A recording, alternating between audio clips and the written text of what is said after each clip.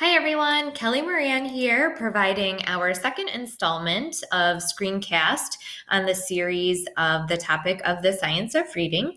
In our first presentation, we talked about national and statewide and local level data that shows the reading crisis that we're having and why the topic of the science of reading is becoming so widespread and of growing interest to not only educators and neuroscientists, but also is gaining traction with parents as well. So last time we did a little bit of background work in setting the purpose as to why this is even a topic of interest. And today we're going to go a little bit deeper. Before we do that, though, I want to focus us in on our district mission, high achievement for all students where learning is our most important work. As I've mentioned before, when we invest time and energy and resources into new ventures or programs or projects, journeys and plans, we must ask ourselves and reflect on whether or not our work is aligned with our mission. If our mission is guiding us and gives us purpose, we want to make sure that things are closely tied together. So as we talk today, just somewhere in the back of your mind, I want you to continue to think and reflect on how the topic of science of reading is related to the work that we do daily in attempts to get high achievement for all of our students. Okay, so to understand the science of reading, we must consider several different things.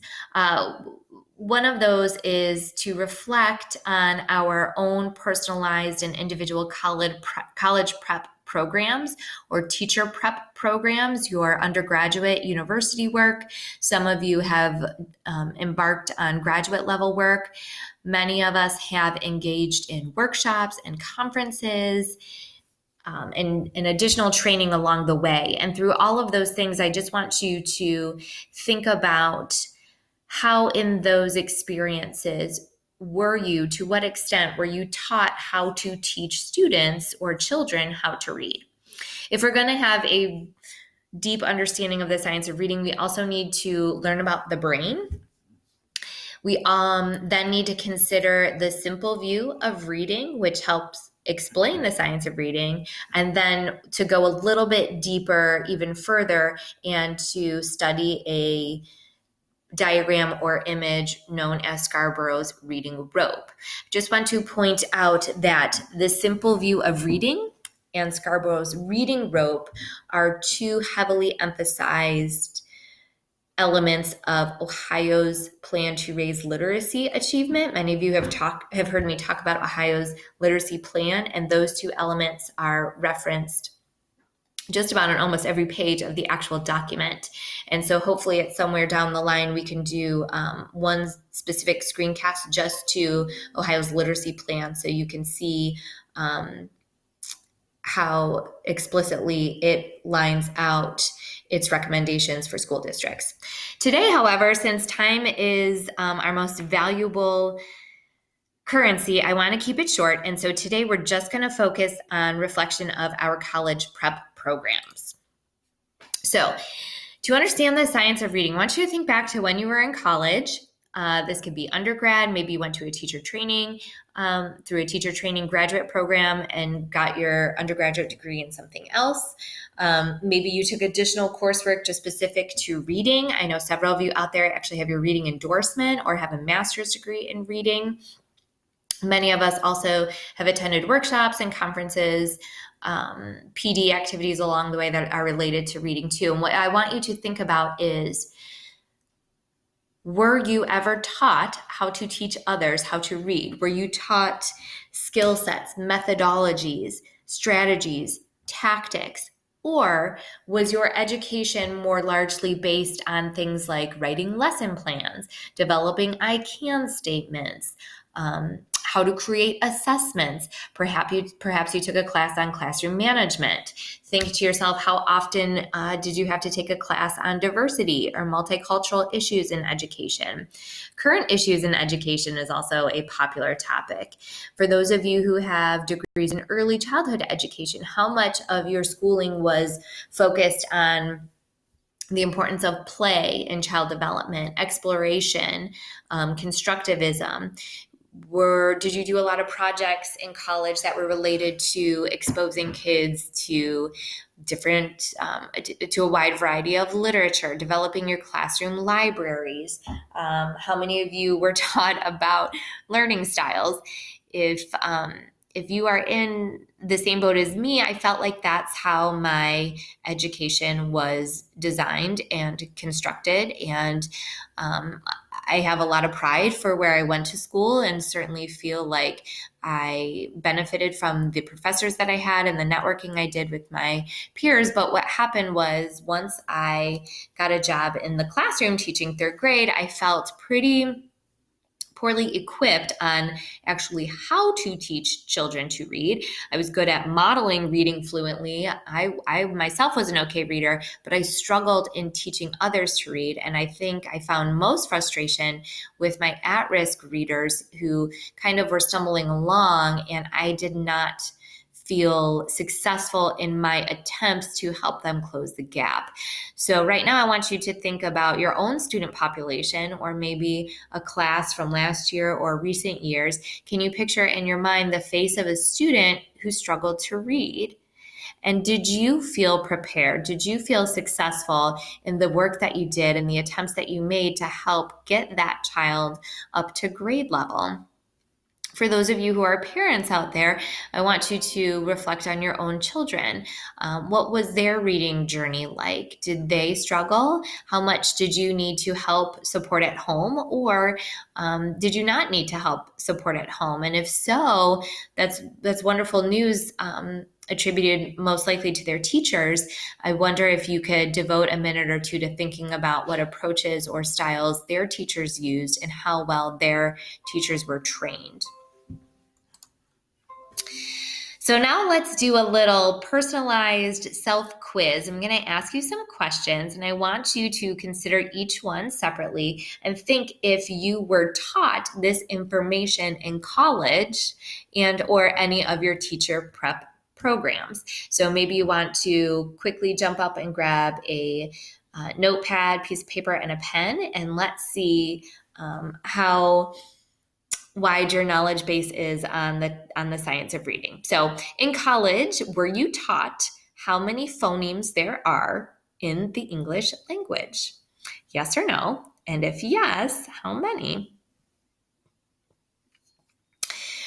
Were you ever taught how many spelling patterns represent those phonemes?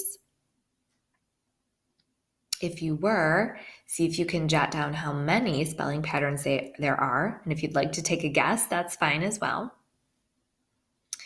Do you know, or were you ever taught, how many ways there are to spell the long E sound? Do you know the 6 syllable types? If you do, when were you taught them? Were you ever taught the definitions of morpheme, grapheme, or orthography? And do you happen to know why most other countries do not have spelling bees? Why are spelling bees a phenomenon more present or more prominent, specific only to America? I'll give you one more minute to jot down your answers.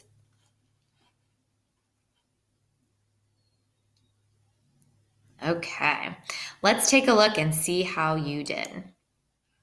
So, how many phonemes are there in the English language? If you're not familiar with that terminology, phonemes refers to sounds. How many sounds are there in our language? 44. Were you taught that in college? How many spelling patterns represent those 44 phonemes? There are over 300 ways to spell those 44 different distinct sounds. How many ways can you spell the long E sound? So I was actually taught or informed that you could spell the long E sound 18 different ways. And this just goes to show that we're always continuously learning, and it's important to do fact checking. When I was putting together this presentation, I, of course, wanted to make sure I was referring to reliable and valid information. And I did some digging around and found that there are 22 different spelling patterns for the long E sound. They are listed here in this screenshot. This is taken from the book Explicit Direct Instruction for English Learners, and it was written by John Hollingsworth and Sylvia Ybarra, if you want to get the source for that information. Okay, let's keep checking ourselves here. How'd you do? Do you happen to know the 6 different syllable types? They are closed, vowel consonant E, open, vowel teams, vowel R, or sometimes referred to as R controlled, and consonant LE. Were you taught in school, in your college program, the definitions of morpheme, grapheme, and orthography? Morpheme is the smallest unit of meaning. A grapheme is a symbol for a phoneme, so the actual formed letter, manuscript, or cursive that matches up with a sound. And orthography is basically a fancy word for spelling. It's the set of conventions for how a language is written out. So, why don't other countries have spelling bees? Well, most other countries, of course, certainly not all, but most other countries have a simplified language in which each sound matches to only one letter or grapheme, and vice versa. Each grapheme or symbol only has one sound. So children in other countries, once they are taught that this letter represents this sound and this sound is written out by this letter, they've completely mastered the code, and spelling becomes very easy because there's only one option for each sound. Okay. That concludes this edition of our Science of Reading screencast. When we do another recording, we will move on and focus in on the brain. As always, if you have any questions or comments, please feel free to reach out, share this information with a friend or a colleague, and enjoy the work that you do each day that is related to reading.